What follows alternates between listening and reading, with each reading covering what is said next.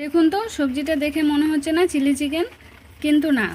প্রথমে কড়াইয়ে তেলের মধ্যে জিরে তেজপাতা ফোড়ন দিয়ে কেটে রাখা পেঁয়াজ কাঁচা লঙ্কাটা নুন হলুদ দিয়ে ভালো করে ভেজে পেঁয়াজটা লাল হয়ে গেলে আদা রসুন কাঁচা লঙ্কা বাটা ধনে জিরে কাশ্মীরি লঙ্কার গুঁড়ো দিয়ে গরম মশলার গুঁড়ো দিয়ে মশলাটা খুব ভালো করে নেড়ে চেড়ে 2 চামচ টমেটো সস দিয়ে সসের বাটি ধোয়া জল দিয়ে মশলাটা আরেকটু কষিয়ে নিয়ে গরম জল দিয়ে ঢাকা দিয়ে দিচ্ছি মশলাটা সেদ্ধ হওয়ার জন্য।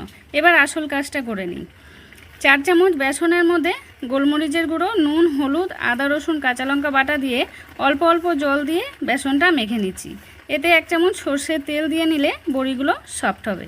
এবার এই ডো থেকে ছোট ছোট বড়ির আকারে কেটে নিচ্ছি। তারপরে বড়িগুলো ছাঁকা তেলে লাল করে ভেজে তুলে নেব। এই রেসিপিটা অবশ্যই একবার বাড়িতে ট্রাই করবেন। সবাই প্রথমে চিলি চিকেন ভেবেই মুখে দেবে। এদিকে আমার মশলাটাও সিদ্ধ হয়ে গেছে, তেল ছেড়ে দিয়েছে। এবার এতে প্রয়োজন মতন গরম জল ঢেলে দিচ্ছি বড়িগুলো সেদ্ধ হওয়ার জন্য। তারপর বড়িগুলো দিয়ে 5 মিনিট কম আঁচে ঢাকা দিয়ে সিদ্ধ হতে দিলাম। নামানোর আগে কসুরি মেথি দিয়ে নামিয়ে নিচ্ছি।